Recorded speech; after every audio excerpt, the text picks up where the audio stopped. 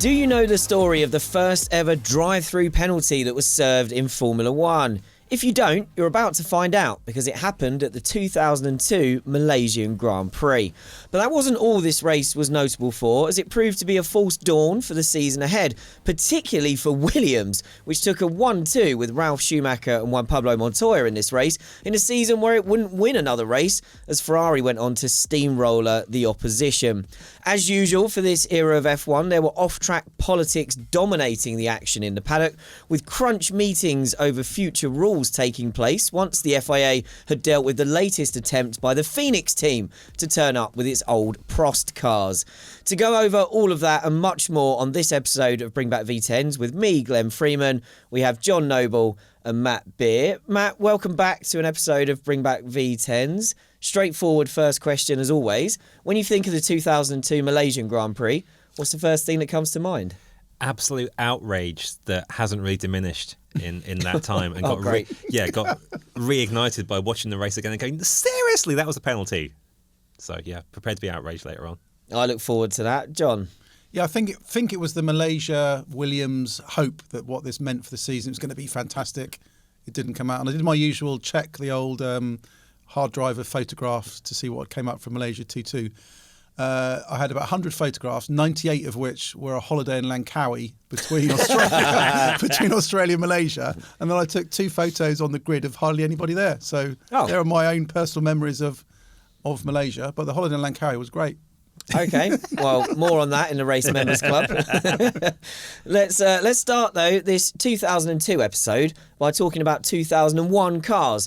Firstly, a good one, as Ferrari confirmed it would stick with its 2001 car while continuing to develop the F2002 that would go on to dominate this season. The 2002 car was believed to already be faster than its predecessor, but Ferrari felt that the competitive showing of the older car in Australia, where it locked out the front row and Michael Schumacher won the race, meant they could continue to wait to improve the reliability of the newer car. Ferrari boss Jean Todt said the aim was to race the 2002 car as soon as possible, and Schumacher backed the decision to wait, adding that the 2001 car was not inferior to our rivals' 2002 cars, so Ferrari could afford to be conservative. Matt, I quite like this. It was a bit of a throwback when Ferrari first did this. It's kind of the thing you used to see in maybe at the start of the V10 era, teams starting the year with last year's car. Yeah, it was a very nice 80s thing, wasn't it? Wait till Imola to turn up with your real car and only take the old one to pre-season testing. I mean, all the language coming out of Ferrari it sounds so ominous, but at the time, this felt like a really hopeful thing for the openness of the competition because it felt like Ferrari in trouble. And the whole early 2000s, you look at it now as what this big blob of red domination, but 2001 ended relatively sort of open. You had McLaren and Williams race wins towards the end of that season. On paper, Ferrari go, no, we're not bringing our new car yet. Ignore the reasons they're giving. Just go, look, it's the old Ferrari still. They're behind. It looks like you could interpret it as a crisis. I know I was getting excited as a fan at that point. That meant this would be a much more open season. I just ignored the kind of actual Australia pace and what Ferrari was saying about the reasoning. Obviously, this tactic then inspired McLaren a year later in a much less successful way as well.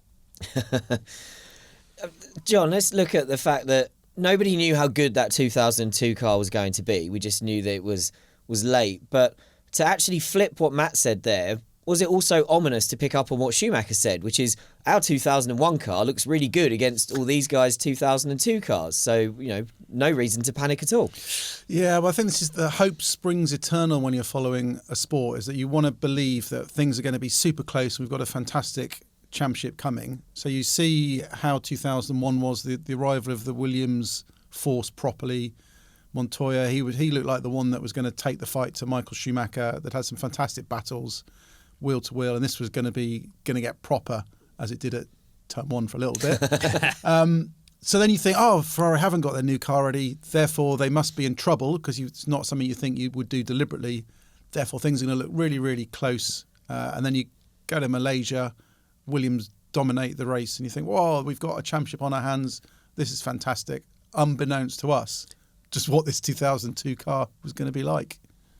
Now, there was another team considering dusting off its 2001 cars, but not for the same reasons as Ferrari. Jaguar had lucked into some points in Australia, thanks to that being a race of attrition / massive race start pile-up that eliminated half the field. But Eddie Irvine and Pedro de la Rosa had locked out the penultimate row of the grid in Australia and even been out-qualified by a Minardi. So behind the scenes, Jaguar was embarking on its latest F1 crisis.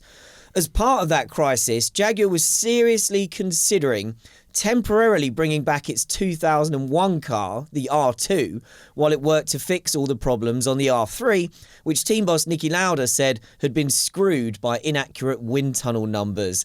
The plan was to do a back-to-back test between the two cars after Malaysia, and if the older car was between half a second and a second quicker, Jaguar would race that until the new car was developed enough to be faster.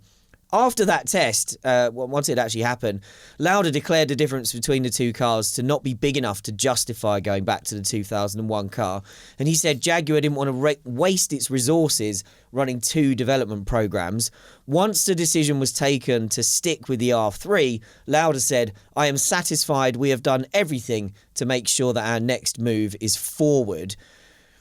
Matt, I feel like we've got to point out here, this wasn't Jaguar considering bringing back quite a good car. Like, the 2001 car was rubbish as well. Like, this is completely different to the Ferrari situation, isn't it? Where Ferrari are going, let's keep developing this car that's probably quite good for 2002 because we've got this championship winner here. Jaguar are going, this new car's rubbish.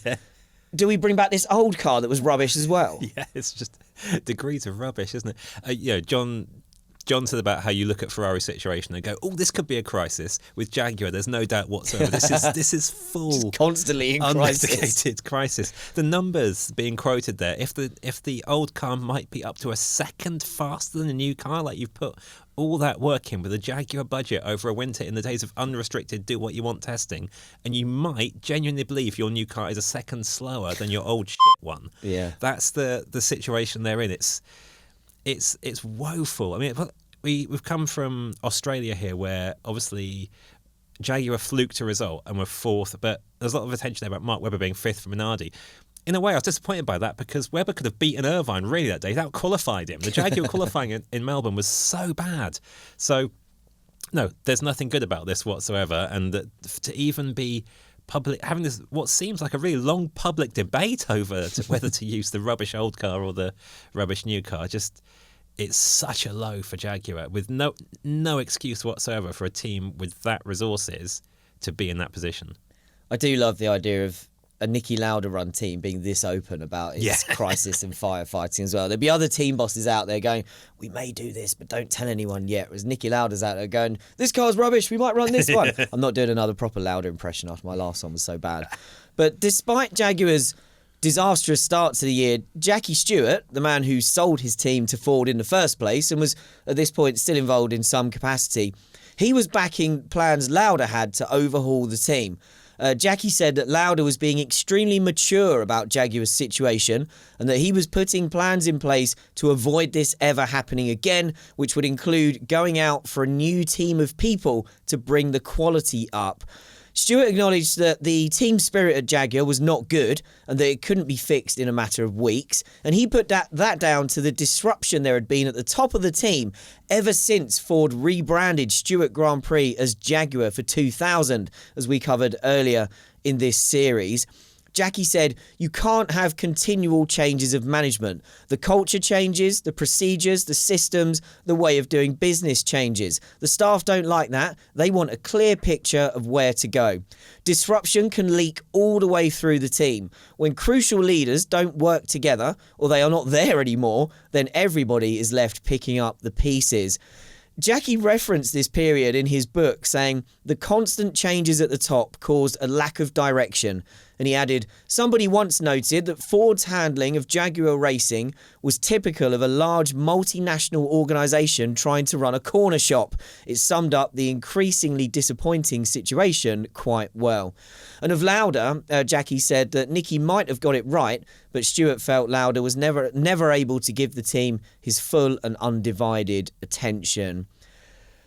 John, this is a tricky question I'm about to ask you, but was this moment at the start of 2002, as Matt said, wondering if your new car is a second slower than your old one, is this the low point of the Jaguar story?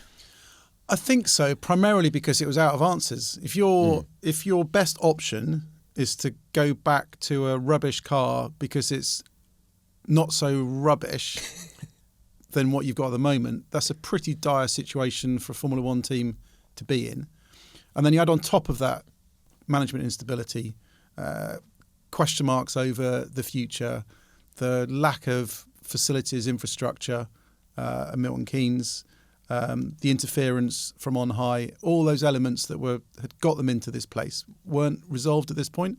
I think they've thrown everything into getting Nui, for example, thinking that this would be the point of the team and we can push everything forwards technically.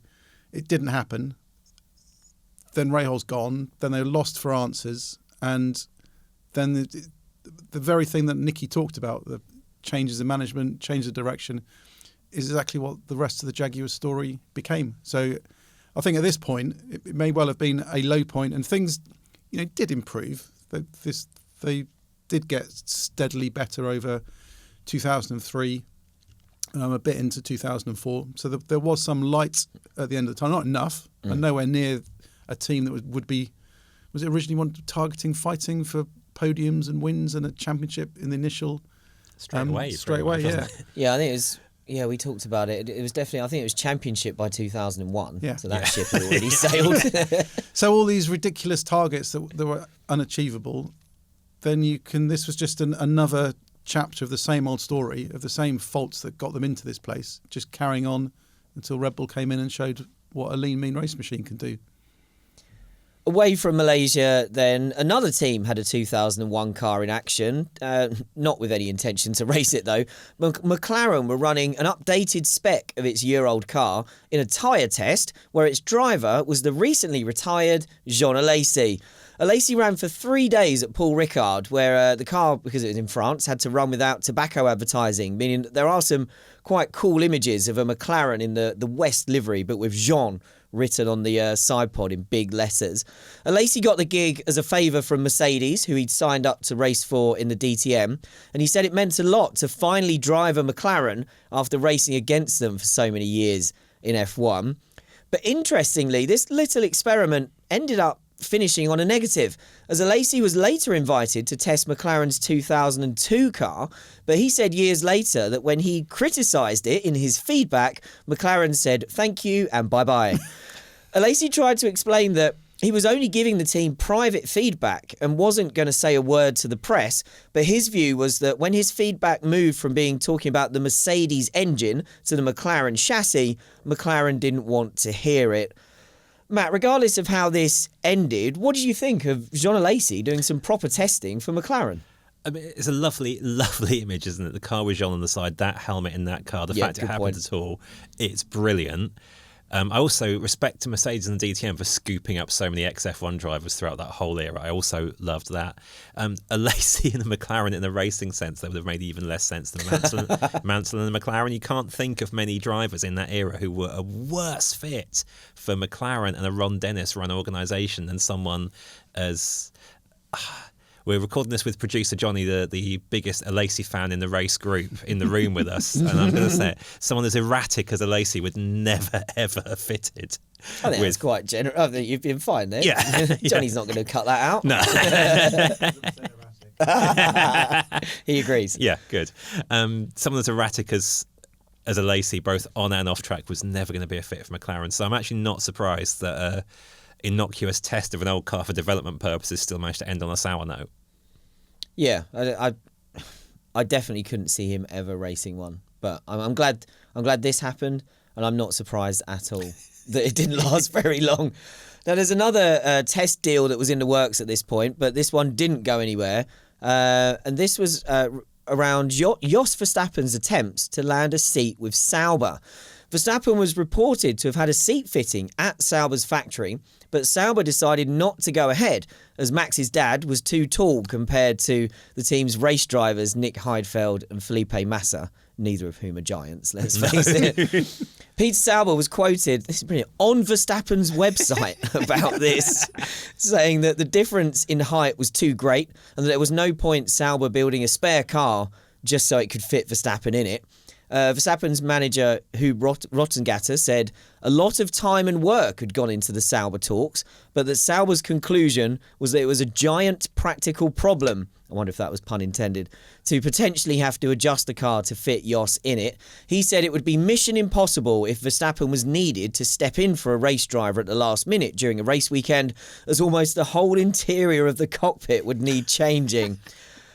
Matt, is Jos Verstappen at Sauber, isn't that an alliance you'd have been interested to see in the early 2000s? No. That would have done nothing for me whatsoever. For me, it feels like I can't believe it never happened. Because Jos was kicking around so long, just hanging around different teams, waiting for a repeat of the Stewart Jan Magnussen sacking so he can make his way back in somewhere.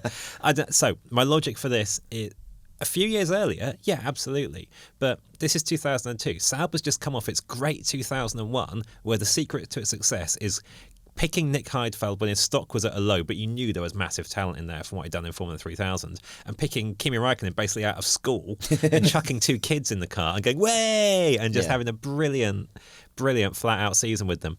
Felipe Massa at the time didn't feel to me like a great pick to take that Räikkönen seat, because I didn't believe in Massa as a kind of polished talent, and his first season was all over the place. But to me, by that time, you know what you need to know about Jos Verstappen in F1. He had some lovely moments with arrows in the little spell he spent there before this, and he did some amazing things with Simtech many years earlier. But he's not going to be someone who's going to really drive your team forward in the same way that those 2 kids just had for Sauber. So, I would have been just completely unmoved, or had no emotions, positive or negative, by Verstappen and ending up there. It would have been like I thought Sauber had stopped doing that and was signing exciting people now. Talking of people who wouldn't be racing in 2002, there's a couple more of these stories we've got to cover off. The first involves Mika Hakkinen, who was officially on sabbatical at this point. He may still be on sabbatical, I think, at the moment. And he decided in early 2002 to part ways with fellow Finnish world champion Keke Rosberg, who was his manager. Rosberg said they had agreed to split in December the previous year, and he said it was only natural that Hakkinen would look around for new challenges and no longer feel he needs my help. And that was especially true because on the off chance that Hakkinen decided he did want to go back to F1 with McLaren, Rosberg said that deal was done and the contract was sat there should Mika decide he wanted to take it. Speaking on F1's Beyond the Grid podcast, Hakkinen said he knew quite quickly that he wasn't going to go back to F1, but he thought it was right to have the option to go back because his initial decision to stop was psychological, and it was hard to predict if he would change his mind once he'd had some time away from the pressures of F1. Talking about Rosberg, he said Keke was super important and very influential on his career as he handled all the networking in the paddock while Hakkinen focused on his job as a driver. John, even if that McLaren deal was done, was the fact that Hakkinen no longer needed a manager just another sign that he was definitely done as an F1 driver? I reckon he was done when he finished. I think the whole sabbatical thing was a way of Ron keeping control of the situation. Ron loved to manage everything, thought he was the best driver manager there was in F1 history. And to have a driver decide he stops because he's had enough wouldn't fit in with that kind of mindset and belief he has in himself. So I think the whole Hakkinen's taking a sabbatical, not retiring, was all about a control thing. And if Hakkinen and Rosberg said, we'll do a deal, sign this bit of paper, we'll give you X amount of money to be on the end of a hook and you can come back, of course you're going to take it and say, of course, this all makes sense and all those sort of elements. So I think he was done. I think Mika turned up in Monaco that year, later on in the season, looking very relaxed. Was that when he was like smoking and stuff? Yeah, exactly. That wasn't a man getting ready for Formula 1 return. That was a man enjoying life away from Formula 1. So I think the return was never on the cards. I think he toyed a few years later when he did that test, but then realised that the speed had gone and whatever was needed, it was finished. So I always view the sabbatical not as a Nigel Mansell sabbatical where you think that you can come back and you want to come back and you're waiting for the opportunities. I'm definitely not retiring. I'm going back. I think this was a Mika Hakkinen retirement with a bit of an extra earn on the back of it. Yeah, because I think Mick has even said that if it had been up to him, I think he would have walked away mid-2001, wouldn't he? So Ron kind of had to make him stay. But I've never thought of it that way. I knew that it was Ron's idea, the sabbatical. But yeah, I can imagine him saying, like, no one would ever quit F1 entirely while driving for my team. So let's do this instead. So I think we've established little chance of Mick Hakkinen coming back to the F1 grid at this point. But I guess everyone else is probably also wondering, what about Tarso Marquez and Gaston Mazzacani? Ed Straw's out there. His ears would have pricked up at this point. Fortunately, these two F1 titans were part of the latest attempt by the Phoenix team to gain an F1 entry that it believed it was entitled to, having bought the assets of the Prost team. The head of the Phoenix finance group, Charles Nickerson, had bought Prost's assets for £2 million, but hadn't bought the team itself. So in the eyes of the FIA, that meant that this was a new team that couldn't just pick up where Prost had left off. It would have to pay the $48 million new team bond and would have to wait until entries reopened for 2003, as the deadline for 2002 had passed the previous November. Despite all that, Phoenix were hoping to turn up in Malaysia with their 2001 Prost cars, probably powered by 3-year-old engines that Arrows had used in 1999, with personnel provided by Arrows boss Tom Walkinshaw's TWR group, as he and Nickerson were friends. Matt, in a minute we'll come to if Phoenix really had a case to be allowed on the 2002 grid. But if they had been successful here and somehow been allowed to race at this point, would year-old Prosts, powered by 3-year-old engines, driven by Marquez and Mazzacani, is that adding anything to the F1 grid?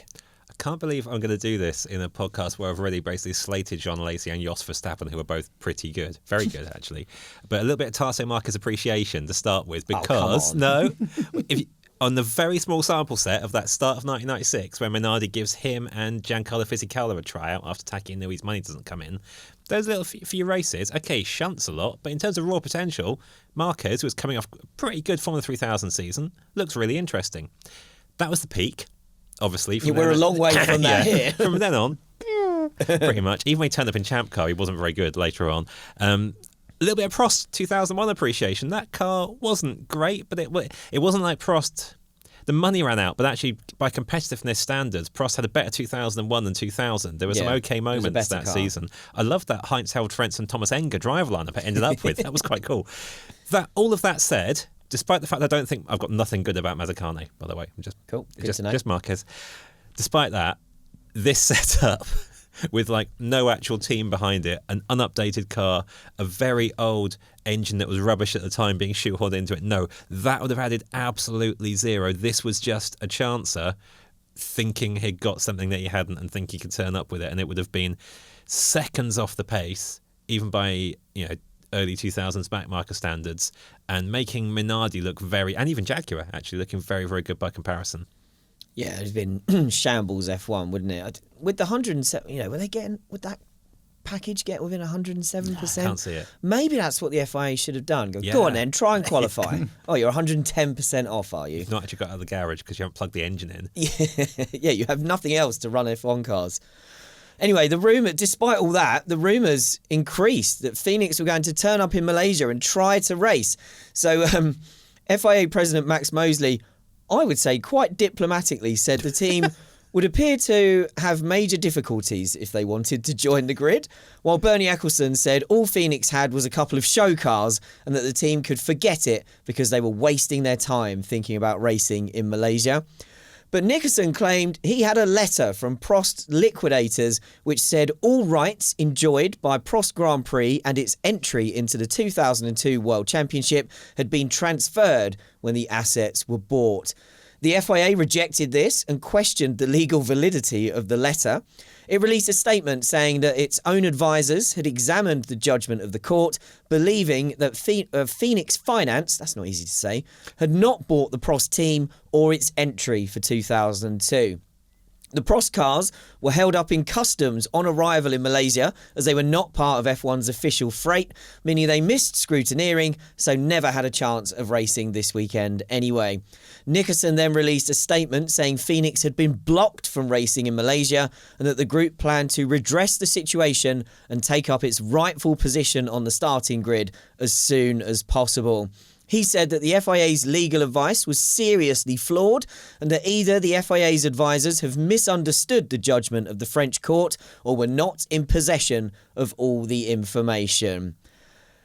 John, did Phoenix really have any sort of case here to have made it onto the 2002 grid? By that stage, no. I think the only possible way in would have been to turn up with a car in Melbourne. Then you fulfil your Concord Agreement duties to be competing in every single race, and then you have your fight then, which is why I think they took those nose cones to Melbourne.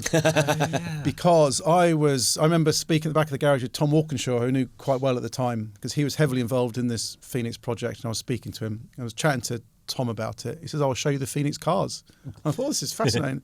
So I went to the back of the garage, and there were these two blue Phoenix nose cones, basically. I said, here they are. This was the thing, which they presented to scrutineering on the Thursday, because I think there may have been some legal reason that if you present a car to scrutineering, then it's rejected, then that fulfills the clause of the Concord Agreement. So these nose cones were presented to scrutineering, Oh my God. rejected by the scrutineers, and the issue was gone. Now they've missed Australia, and then you've not fulfilled the demands of the Concord Agreement.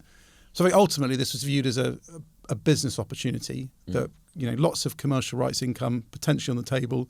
And it made sense. Prost prize money, wasn't there? Prost prize money, TV rights, all those sort of elements. So if you believe that you can spend, what was it, 2.5 million or something for the assets, and then you're getting tens of millions in TV rights income, even if you're not realistically fighting for wins or podiums or points and struggling to qualify, you're still fulfilling the Concord Agreement. So you could make money from it. I think this was the intention. This explained the nose cones in Australia, and this explained why the FI weren't up for this at all, and Bernie especially, because I can just imagine he's on the phone to Malaysian Customs saying there's some cars coming. They're not getting through, especially because the airport's next to the track there, so you can get from the airport to the track in 5 minutes, so it's not a problem.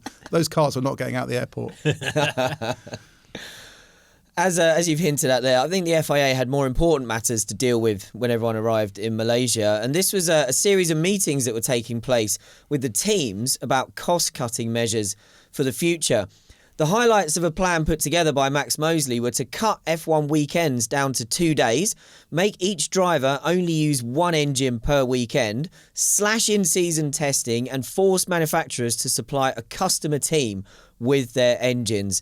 As usual for F1, the meetings boiled down to a battle between the rich teams and the poor teams, and in the end very little was agreed, also as usual for F1, particularly in this period, with only the one engine per weekend rule going through, and that wasn't coming in until 2004.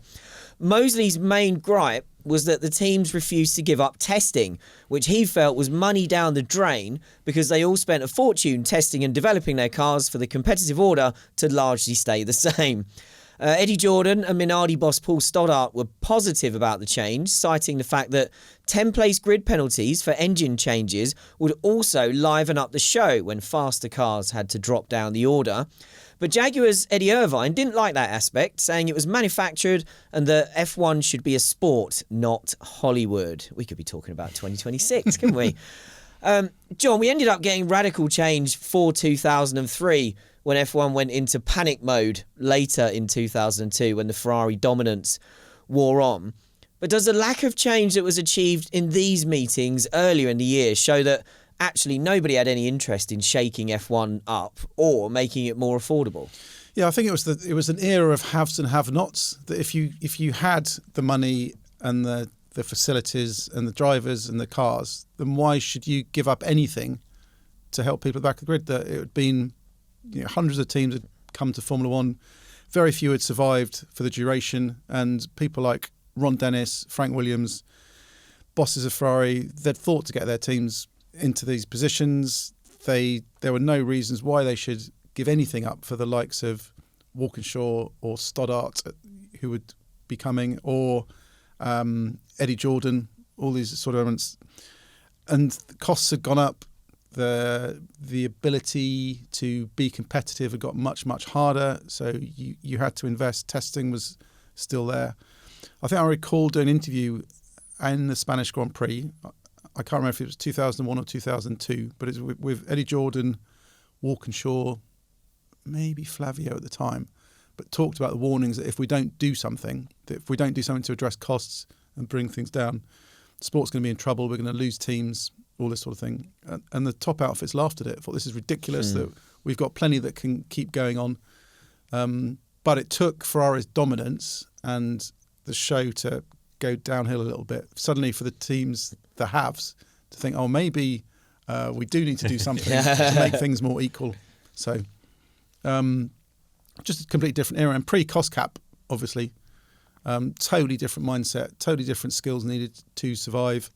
And the likes of, the old school Rons and Franks were going to fight tooth and nail for what they believe. And it took someone as strong as Mosley to force through a lot of these changes. There was one of these meetings around this time.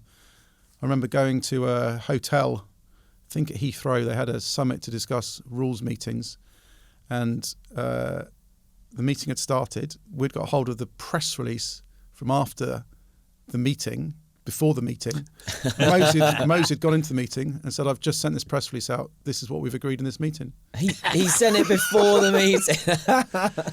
So things were being decided because that was the only way you were going to get agreement. The big teams weren't going to support the small teams. The small teams didn't have enough of a voice to get change forced through themselves. So it needed someone to save F1 from itself, because the end, if we'd carried on down this path, you end up with 8 teams, then 7 teams, then 3 teams. And an F1 with 3 teams isn't going to be very popular. No.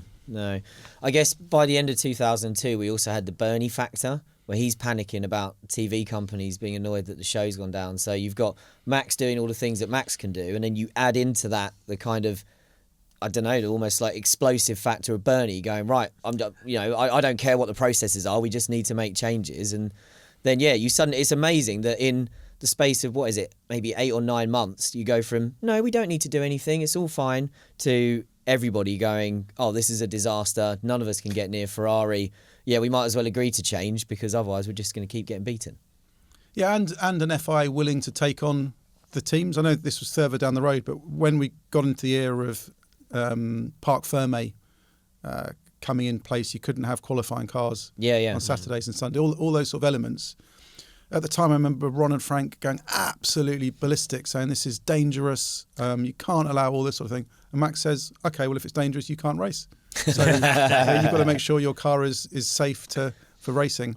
So someone who was willing to take things on to force through the change. Because I think sometimes it takes big crisis or big events to force these things through. Like the cost cap, for example. The cost cap, which I think now everybody would accept, being brilliant for Formula One. Yeah. It's leveled everything up, but it really took the COVID crisis for that to come into sharp focus, because there was a danger of losing a lot of teams in that period. So it's when these things become essential and outside factors influence it. Because potentially without COVID, probably wouldn't have got agreement among the teams for the cost cap to come in. So it's just funny how these things all play out. But it needs strong leadership, just as Chase Carey was. Liberty was adamant this cost cap was coming in, was important, and got it across the line. So too Mosley was adamant that we needed to make change, and F1 had to just evolve a little bit to get away from what it was in those early 2000s. Yeah, we talked about that earlier in this series when we did Barcelona 94 and all the changes he was forcing through there. And Max was very open, saying that there was lots of changes I'd wanted to make since I came into the FIA and hadn't been able to do it. Suddenly, F1's in crisis. He goes, people panicking over a crisis is annoying, but I saw it as an opportunity to go, there's a bunch of things I want to change here. I'll do it in the wake of Imola 94. But speaking over the Malaysia weekend, these between these lengthy meetings, I mean, there's updates that probably people like you were writing, John, where it was they would meet for like 4 hours on Saturday morning, and then by Saturday afternoon they're doing it again. You're thinking, God, that must have been so boring. But McLaren boss Ron Dennis took a swipe at those poorer teams to show the divide between the haves and the have-nots. Ron felt that the haves had reached out a very long distance to try and help the so-called have-nots, and he criticised some of his fellow team owners, saying, it becomes a bit difficult when most of them have private jets, large homes and boats, yet they are pleading poverty. Now it gets good. I am fortunate enough that I can afford those things personally, not corporately. If I found myself uncompetitive because of not having money, I would sell those things in order to be competitive. Matt, as amusing as that quote is, As a yacht owner, Matt. You're the person who's been to these team bosses' houses, John. You can put some numbers on some of this for us in a minute, I think. beyond it being hilarious, because it's Ron, does he have a point? Or did he have a point? No, not really. Also, he sounds like a kind of many centuries ago kind of inherited wealth landowner going, these middle classes. It's really horribly clumsy, isn't it? I don't even know. Genuinely, I so don't own a yacht. I don't even know how much one costs, and if that would actually make a tangible difference to the fortunes of an F1 team in the early 2000s. I think it'd be very short term. I was going to say, if you sell your boat, it's not going to get you that far into that's the not season, rescuing is it? Prost, is it? Yeah, in that circumstance, It's not paying that Ferrari engine bill. No, or Arrow's a few months on from this. So no, I don't think he had a point. But also, it's such a Ron way of phrasing it. It's even if there was something kind of morally sort of sound, which there is in terms of thinking of some of the sacrifices earlier team owners made. You know, a lot of the Frank Williams story is around, you know, what he put in and when. Eddie Jordan actually put a lot in himself, I think, to get to where he did as well. But right now, Ron saying that is just basically a way of him going, I really don't like Eddie Jordan or Paul Stoddart. I find him a bit distasteful. Here's a way I can have another pop.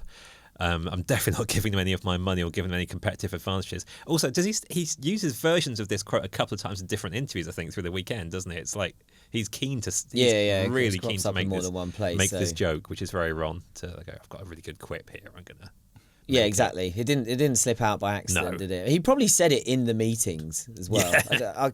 Yeah. I said those meetings are probably really boring. I do love the idea of sell your private jet, sell your boat. I can afford those things through my personal wealth. Now, Mosley's push to reduce testing was supported by some of the drivers, including Michael Schumacher, who felt that everyone needed more time away from the racetrack. But Schumacher's former rival Jacques Villeneuve felt that combining a test ban with 2-day weekends would mean that F1 could have 25 races a year rather than the 17 it had at the time. Villeneuve said more races and less testing would mean the same mileage on the cars and the same costs, but more publicity and more fun for everyone. We could have 3 races a month and then 2 weeks off, 3 races in a row and then 10 days off with no testing. It would be better for sponsors because they don't get any publicity out of testing. The place they get it is from racing and the television coverage.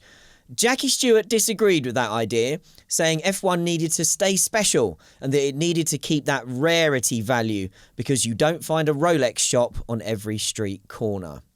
What is it with older people in F1 using Rolexes as an example of... That was one of Bernie. It was, yeah. Young people don't buy Rolexes. One of the final interviews as a boss, which just angered people. Yeah, the social media thing. Being out of touch. Exactly. Yeah, people love a good Rolex gag. Exactly. Yeah, that's how you connect with the man on the street. Talk about Rolexes. I assumed it was Stuart just getting in a sponsor mention. Oh, almost certainly. Yeah. The next line you referenced Ford. Anyway, John, these days we have 24 races a year, so almost 25. No testing, well, hardly any testing. So Jacques Villeneuve was right. He's always right, isn't he, Glenn? Well, yeah, from my side of the table, yes. I'm just looking for someone to agree for once. Yeah, no, I think in the end, it is better for Formula One to have more races. You can argue, is 24... Well, no, I don't know if 24 is not too many. I think the way the calendar is structured potentially doesn't work or maximise it because you get that middle phase of the year where it just gets lost and races kind of become irrelevant because you've not got the start of the season that's laying out the groundwork for the championship. It's not the end of the season where the championship's being fought for. It's just ticking through the motions. So I think the numbers all right-ish. You could maybe structure the calendar better. You could do more between races. I think F1's become very guilty of doing a race, disappearing, doing absolutely nothing between and then reappearing. And it's sustained by people like us writing stories and creating stories and content and doing the job for them. So there's an element of that. And testing used to be great for midweek content because you'd have the developments and you'd push on and teams obviously loved it. So I think it is better now having more races, more eyeballs. There's no denying we get more traffic on a Grand Prix weekend than we would on a midweek test. I still think a bit more testing wouldn't be a bad thing for those super quiet weeks where things become irrelevant and you could make something of it because pre-season testing is still really popular for us and can be as popular as a Grand Prix itself. Even when it's been covered from a bench, for example. It can get attention and be great. But yeah, I think Jacques was right. I don't think there's too many Rolex corner shops still. And I think Rolex would be quite happy if their products were being sold in every corner shop. I don't think they'd have any qualms or be upset about it. They're in every duty-free shop in airports. So the exclusivity is not important. It's about coverage and sponsorship and commercial interests, reach and eyeballs and reach and all those sort of different dynamics. So I think we're in a better spot now than we were in the past.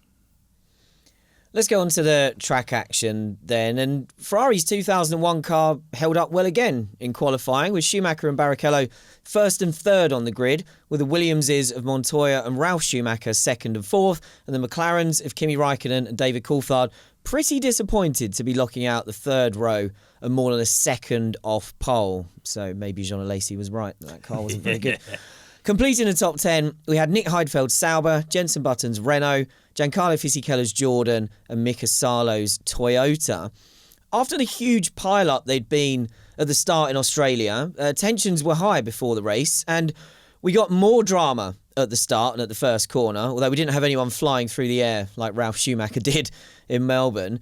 Instead, what we got was another Michael Schumacher-Juan Pablo Montoya collision. Schumacher had done his customary chop off the line when the lights went out, so Montoya attacked on the outside down to the first corner. As Montoya turned in, Schumacher on the tighter inside line kind of slides into him. The Ferrari loses its front wing, which then briefly gets stuck under Montoya's car. In the eyes of the stewards, Montoya was deemed to be at fault, resulting in him being given F1's first ever drive-through penalty, which he called very unfair because Schumacher was the one who had understeered into him. Matt, I know what your answer is going to be. Everyone who remembers what you said at the start of the episode knows what your answer is going to be. Was this penalty unfair? Yes. What? I don't even have the words for what nonsense this penalty was. I'm going to try to be really slightly generous. The camera angles, there's a lot of cutting at the wrong moment in the replays of this. Not great, it doesn't necessarily help. And there was one from overhead where you could look at it and go, Montoya, with a left-hander coming up next, you could give a bit more space there and not have any worries. But also, Montoya's just had Schumacher swerve dramatically at him off the line. And every time we do one of these Schumacher-era episodes, and I rewatch that race, the start-line chop that he does without fail from pole every time looks worse and worse. It's always so bad and so dangerous and never, ever penalised. But most of the camera angles basically show Montoya turning in ahead and then this Ferrari just understeering, ploughing into the side of him. The first one you see on the live feed where it kind of goes straight to the corner exit is Schumacher pushing Montoya off the road. As it's not really that blunt, but that's how the camera angle makes it look. The onboard from Montoya is Schumacher sliding into him. Even the most kind of generous interpretation of this, I don't think Schumacher drove into him, by the way, at all. But even the most generous interpretation is, if you're going to penalise someone here, penalise the person who ran into the car who was ahead. But he's had you could judge it and go. He's lost his front wing. He's penalised himself. What would you do though? So if it was you in the stewards' room, would you have issued a penalty or would you have gone racing incident? Racing incident, right? Absolutely. I'm quite low penalty in my kind of fantasy stewarding world. Anyway, I don't actually offer a penalty for much. I just kind of go, that's racing. Just get on with it. But in this case, if you were trying to throw down a marker after the Melbourne pile-up and go, someone should be penalised here to make a point, you look at the person who just weaved the hell out of everyone off the start line towards the pit wall and then slid into someone else and pushed them wide while breaking your own front wing. There is no way at all that there's a coherent case for a Montoya penalty in that incident.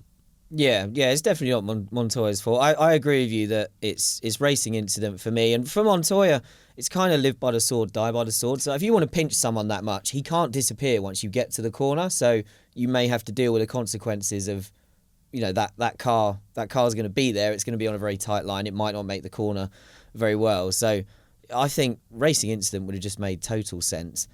Yeah, to watch it from what are quite limited camera angles, which isn't great. For this was the last year of Bernie Vision digital TV. I thought we were supposed to have every angle covered. I can't piece it together to go, why is that Montoya's fault? Because he doesn't head for the apex. No, there's still some space, isn't Yeah, exactly. I think he's leaving a car's width, probably. Yes, just.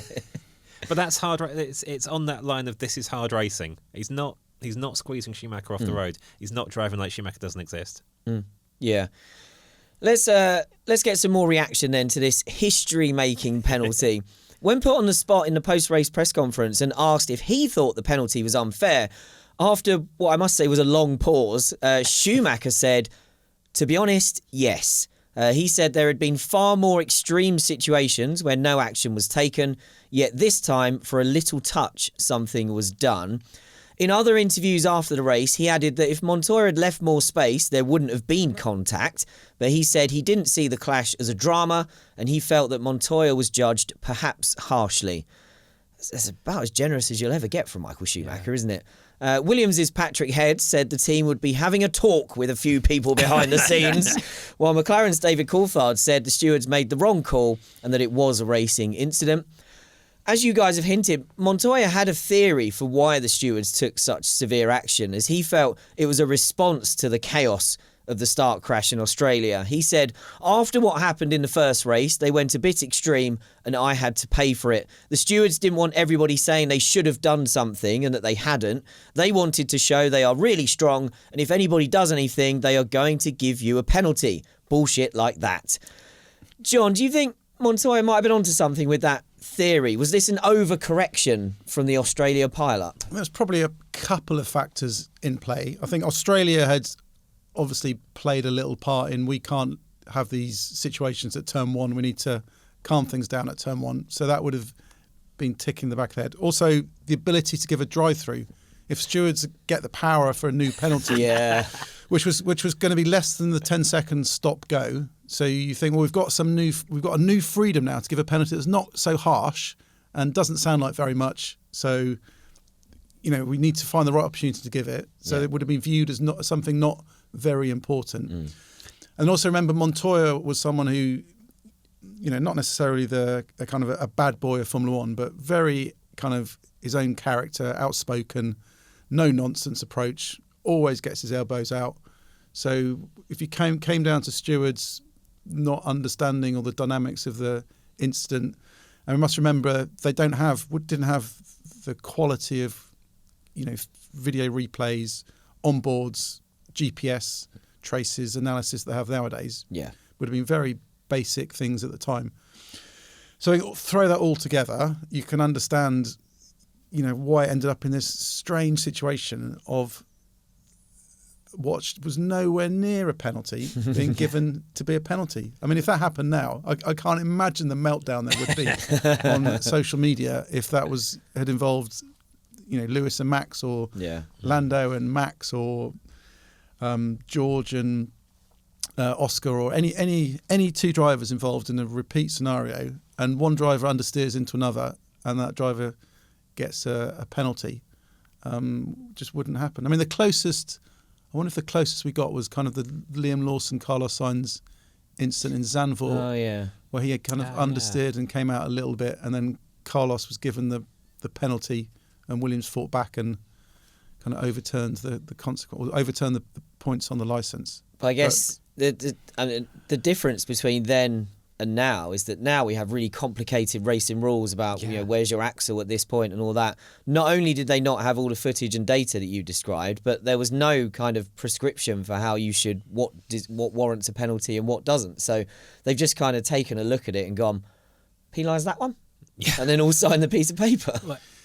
It doesn't help as well, I think, for an overall perception. This is the era when F1 favouring Ferrari, the FIA favouring Ferrari, keeps coming up as a topic and a controversy, and I don't think there's a lot in it. Not as much as it felt at the time when I was being young and angry about the whole thing, and a little bit fed up with Schumacher and Ferrari domination and how they were going about things. But it's the Schumacher opponent who gets penalised in this situation, and that fits a broader narrative that is just a bit dispiriting at this point. What was the year with Montoya and Schumacher at Imola? Down at 2004, when he runs him off the road. Yeah, where he didn't see me, turns right. Yeah, in the press conference. Yeah, that's when I asked him the question in the press conference. And was it you? I asked him, what are the rules of racing? 'Cause it's always been the bizarre thing at the time, and it would have been true in 2002, that there was no definition. They weren't the guidelines we have now, which can debate whether they've made things better or not. But it was all left open to drivers generally to sort themselves out. And I think, Imola 2-4 then and Malaysia 2-2, Montoya just feeling that the stewards didn't make the right call. Yeah, I mean, we'll go off topic for a second because that story's so fun. I think have we covered that race before? I feel like we may have covered that race before. But I reckon by the modern racing rules nonsense, because Montoya absolutely sends it down the outside, doesn't he? So by some sort of where are the wheels at the apex, Montoya's probably a car length ahead. Would have definitely been entitled to space under the current rules. The lob it down the outside and get ahead somehow rule was made for Montoya, wasn't it? He'd have thrived under that. Today's podcast is brought to you by Bud's Auctions. We've teamed up with Bud's to give you the chance to own a genuine piece of Formula One history. Their latest auction features over 300 lots of iconic F1 memorabilia spanning decades of the sport we love. Standout items to us include a signed visor from four-time world champion Alain Prost, a race-used Williams nose cone and front wing assembly from 2003, a signed Jenson Button McLaren helmet, and many others. Whether you're a seasoned collector or looking for that one special item to hang on the wall, there is something in this auction for you. The auction is live right now and runs until May the 5th. Head to the link in the pinned comment to browse the catalogue and get bidding. A lap later, we had another collision in the opening sequence of corners, this time between teammates, as Jordan rookie Takuma Sato ran over the back of Giancarlo Fisichella as they battled with Mika Salo for 8th. Sato took full blame for the collision and apologised to Fisichella, who said he hoped Sato had learned a lesson. Sato suggested the confusion came from Jordan having an agreement pre-race that as he was on a lighter fuel load than Fisichella, he would be let through when behind Fisi, which Jordan's Gary Anderson confirmed was the case. And in the understatement of the day, Sato said he now realised that the move he tried wasn't the place for them to swap positions. Well, not if you swap positions, you go round. You're not over the top. Yeah. And you're somewhere near them when the move starts. Yeah. Gary put it down to over-exuberance, while Eddie Jordan said he gave Sato a tongue lashing, which sounds awful, and that it wouldn't be happening again. But EJ also said Jordan needed to be patient with Sato as he was a star in the making who could be the next Senna or Schumacher. Bruno or Ralph. Matt, was this just Sato? Is this just the ultimate rookie error? I mean, it's only his second race. It's just dumb move by a rookie driver there's an agreement, he's got it in his head that he's going to be let through and just Sato'd it. It's like he's not even concentrating on what's happening. When you watch it back, he just ploughs into the back of his teammate while almost looking at something else. I don't get the he was going to let me through thing. They're not in a position where that can even happen. It's not happening there, is it? No. It's going to be a few laps in, surely. Yeah, not halfway through that sequence of corners. Really interesting that Jordan even thought of that being a conversation, though, because Sato's qualified like 7 places behind Fisichella and a lot slower at this point in that season. And they've put him on a light fuel load, I guess, to make up ground from the bad qualifying. And they expect him to be quick enough to catch Fisichella. That being realistic enough to even have that conversation was quite striking for me, because I'd look at that and go, yeah, you're not getting anywhere near Fizzy. But they do end up in the same place of track. And on lap 1, they've been a lot of cars apart. So Sato's making progress and Fizzy on his heavy fuel load is going backwards. So, okay, they were right. But yeah, that was really, really bad. I love Sato. I love his IndyCar successes. I love what he achieved for AJ Foyt of all teams. I think he's a great motorsport 21st century story. He was so overhyped at this point on the basis of one admittedly good Formula 3 season, but in the best team. And lots of interesting promise in his short career before that. But for Eddie Jordan to be doing Senna Schumacher talk at this point when he's shown absolutely nothing whatsoever in his first... Well, he's barely even raced in F1. Like Melbourne was a non-event as well. It's really irresponsible talk with a young driver, but a little bit common at that time. I think the whole Jan Magnussen thing as well. Yeah. So people are always looking for the next superstar. I think that still happens now. How many next Max Verstappens do we hear about? But think how carefully someone like Toto Wolff now talks about Kimi Antonelli. And now. How much? Wow. Okay. Yeah. He did get burnt early on there, didn't he? Yeah, exactly. Let's get back to 2002. Back at the front, The race for the win boiled down to 2 stopping Rubens Barrichello's Ferrari versus 1 stopping Ralf Schumacher's Williams. And in the end, it turned into a no contest. By the time Barrichello's engine expired with 17 laps to go, he was already 22 seconds behind Ralf. And Barrichello's retirement let the recovering Montoya into second place to score Williams' first 1-2 since the 1996 Portuguese Grand Prix. We all know who won that race, don't we? Great race. Yep. It was Jack. Ralf called it the perfect race and said it was easy. I love when drivers admit that it was easy. It doesn't happen enough. Although he accepted the incident between his brother and his teammate had been lucky for him. Despite the easy win, Ralf wasn't sure if the Williams was a good enough car to win everywhere, as he felt Sepang was a good track for the powerful BMW engine and Williams' efficient aero package. But he added, whether our total downforce is enough or not, we don't know. You'll know soon. John, there's not much to say about Ralph's race, but as we hinted at earlier, what we can say is this turned out to be a complete false dawn for Williams because this is the only win of the season. Yeah, we hadn't seen the pace of the proper 2002 Ferrari. We'd also had Malaysia's an extreme of temperatures, so the tyres were operating in a completely different window.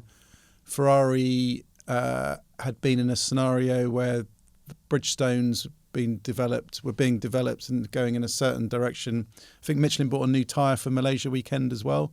And they'd been pushing on for the controversy that bubbled up the following season about the kind of nature of the grooves. Michelin had a design rejected just prior to this race as well for improved. So there's a bit of politicking going on. Michelin were pushing on. So there were lots of circumstances as to why Williams were quick this weekend. They're easy to look back now on. But at the time, you think, oh, this is fantastic. That they've taken the fight to Ferrari in Melbourne. Ralf was out of turn 1, so we didn't see the full potential, so they could have won that one. They've won this one with a 1-2. This is brilliant. We've got a proper championship on our hands. And all the time, Ferrari were working away at Maranello for something very special. It did take me a while to lose hope. That hope you talk about really feels very tangible looking back on that season because, like you say, people wanted Williams to be the team taking the fight to Ferrari after its low patch. It was fantastic to have Williams being the Ferrari challenger, having a personality and a racer like Montoya in the thick of that as well. Even BMW as a newish engine manufacturer with an evocative history. All the elements for this to be the title fight seemed so exciting. And because the Michelin tyres often let Montoya qualify pretty well as the season went on. Actually, with a few races mid-season where he'd be up front for a while, the tyres would turn to jelly and he'd do something stupid. He took loads of poles this season. He did, didn't he? And I kept believing that those were going to be the breakthrough. I was just not looking at the points, I guess, but it really took till July before I truly gave up on this season as a contest. I think it was the natural progression. So Williams BMW had started in 2000, kind of solid. Engine was a bit heavy, not astounding, but a good base to work from. 2001, a lot more power, started winning races. It was the classic BMW thing of, right, we're established, we've won some races, now it's the championship. It's the thing they tried to do at Sauber and then messed it up again as well. So you did have a thing. It just made sense. It wasn't like this had come out of nowhere. It made sense that, Williams will kick on. Sadly not. But behind the Williams 1-2, Jenson Button was on course for his first F1 podium with 3 laps to go, but then on the penultimate lap, he suffered a sudden suspension problem that made his car almost impossible to drive. Button had been 10 seconds clear of the recovering Michael Schumacher, but he said that once the suspension failed, it wasn't like driving a Formula 1 car for the last 2 laps. Button wrote in his book that before the problem struck, he was thinking, oh my God, this is it. This is my first podium. And then he said the feeling of no, give it back after he crossed the line in 4th. It was still fresh in his mind when he wrote the book nearly a decade ago. Speaking to ITV straight after the race, he was asked if equaling his best F1 finish of 4th was any consolation, to which he said no, as he was running 3rd easily and deserved more than a 4th place. And he added, nothing seems to go to plan in Formula 1 when you want it to. Matt, do you think, obviously this was painful in the moment, but then Jenson had to wait until 2004 to get that first podium. Do you think that the 2-year wait made Malaysia 2002 feel even more significant and even more painful. Yeah, surely, especially because this seemed like the turnaround he needed after that awful, horrible 2001. This was, I think you went into 2002 thinking your days here are numbered. There's this Fernando Alonso kid hanging around. You're probably on your way out of this. And it kind of restored his reputation almost immediately in 2002. Even if Jenson wasn't necessarily feeling the kind of growing agony of near misses, I feel like the ITV coverage at the time had a real habit of like hyping up the near misses, ramming a Union Jack down your throat at the same time and just making it into a bigger and bigger thing that he still wasn't on the podium, still hadn't won a race. So yeah, at the time my main thought was just, phew, actually he can do this. He's not as limp as he looked in 2001. One thing Button did accept in his book was how big the turnaround was from that tough 2001 season with Benetton, where he said, I would have killed for a fourth place in 2001. But by now, the team had rebranded as Renault, things are back on the up, and Jenson wrote, if you could encapsulate the difference between that year and the year before in a single race, it would be this moment, because there I was, disappointed with fourth, when the year before I could only dream of being fourth. Button said that not only have things improved at the team, he felt he had raised his game as well in the off-season, and now Renault had a better car. He was confident it was going to be game on in 2002. John, Button didn't get the result he wanted here, but how significant was it to do what Matt said there, lay down that early marker that 2001 was kind of an aberration, and that the real Jenson Button that we thought we saw in 2000 was still in there? Like we got an early example of the fact that, no, he's going to be okay. Yeah, absolutely critical. I think huge doubts about what the real Jenson was like. 2000 had been fantastic. Great stories. The rookie comes in, shines, fighting for good results. This, the future star. We talked about people hailing future stars and future. There was loads of that in 2000. Tons of that. Then the disaster of the year with Benetton was bad enough that I think at one point Flavio said to him, if you just want to call it quits and walk away. I think we did a story in Autosport at the time that let's just end it. This isn't working. If you want to walk away, you've got a multi-year contract, but if we want to end it, just do it. So it's soul searching from Jenson about committing to it, staying. He said, I'm going to stick it out. I'm committed to sorting himself out.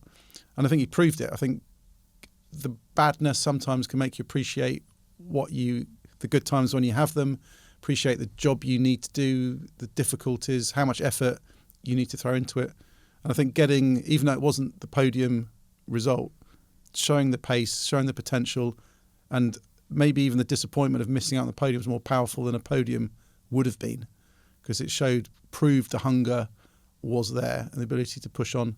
And, ever since then, it was onwards and upwards for Jenson. Button's future team, BAR, were in the news off the back of Malaysia as new boss David Richards had begun to sweep his new broom through the struggling operation.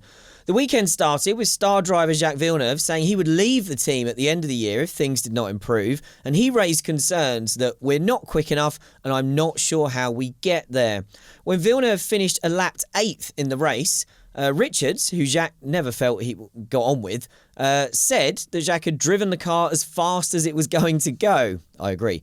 And he agreed with Villeneuve, saying, if that's the best our design team can do, then we will have to make fundamental changes. They've had enough resources and money over a long enough period to be in a better position than we are today. He said BAR's problems were there for everyone to see, and that the team had an enormous mountain to climb, and we won't achieve our goals without some radical changes. Matt, this was the 4th year of BAR. How much was this team underachieving by this point? I think the problem for the perception outside and inside was that the second year was great. Relatively. There's so much promise in 2000. It looked like that really embarrassing first year was the aberration, and with Honda coming in as well, this combination of Jacques Villeneuve, team built around him, that was going to actually work. This was going to be fine. And then 2001, okay, there were podiums, but they were, it was lucky podiums. The overall performance was a step backwards. Yeah. A lot went wrong in 2001, and then 2002 starts looking even worse than that. And I just think by that time, the David Richards arrival, straight away you think, I don't know if that's going to work with Villeneuve, is it? That looks so... The point of this team now seems very different. So that broom, you could tell where that was going to be heading longer term. Yeah, and Richards wasted no time making his initial changes after this race, with engineering director Malcolm Osler and chief designer Andy Green both leaving the team. And the new boss was very upfront about the action he was taking, saying, "I have the greatest respect for the people who created this team and the dedication they have shown to the task, but at the end of the day, the organisation has not delivered. I know that Malcolm and Andy recognise that the results have been below their expectations, and I appreciate their disappointment and thank them for their efforts. We need to build a team with a very clear structure, with the very best people, and give them the responsibility to deliver against precisely determined goals. BAR has many extremely talented people, and what we are now doing is giving them the framework within which they can fulfill their true potential." I mean, firstly, I love the honesty. You don't get that when someone leaves an F1 team now, do you? It's either a statement without a quote, or it's thanking them and, they'll go on to great things or whatever. This is basically, this isn't working. You need to get rid of some people. But John, Richards hasn't been at BAR long by this point. He'd come in that winter, taking over from Craig Pollock. What did you make of the decision to take such swift action and start effecting real change so quickly? Well, that was why he was brought in. It wasn't a case of coming in and honing a team, just refining it, using a little scalpel to improve certain areas. He was brought in because the project wasn't working. It wasn't delivering. The overpromise of that initial season about winning their first race, then failed to build on it.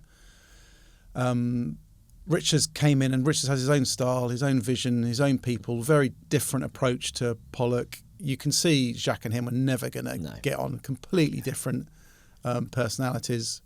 And I think it was a case of Richards installing his own systems, belief, people, structures, way of doing things. So, which is what BAR needed to reshape it off and push itself forwards into the future. And he made some pretty good steps, got engineered, set them on that path to becoming a race-winning team. And, there were further problems down the road and more challenges. But he came in to shake things up, make something that wasn't working work. And the only way to do that is not being nice to people and giving them some encouragement and pat on the back and giving them some extra days off and a pay rise. Is to get rid of people you think aren't delivering and get people in, because F1's not a forgiving place. If you aren't performing, you're punished, you fall back instantly. So change had to be made quickly. Yeah, and 2 years later, BAR have the second best car on the grid basically, and they're running right at the front. So I think the drastic action he took was well and truly justified. And then the things you were talking about there, when it starts to go wrong again, that's kind of when Honda have taken it over, isn't it? And he's not there anymore. So we'll leave it there for Malaysia 2002. Not always the easiest season to find interesting things to talk about, but there was plenty going on here yet, because Ferrari hadn't settled into their dominance for the season yet, so that makes the early races a bit more interesting. Thanks to John and Matt for joining us, and thanks to all of you for listening. And remember, as always, if you'd like to submit questions about this episode for our special Bring Back V10s debrief that runs in the Race Members Club, you can come and join the Members Club, and I'll be responding to comments that we get from our audience about this episode and every other episode that we do. Next up for us, though, we're heading into the V8 era again as we look back on the 2010 Turkish Grand Prix, where the Red Bull drivers collided while battling for the lead, and the McLaren drivers almost did the same a few laps later.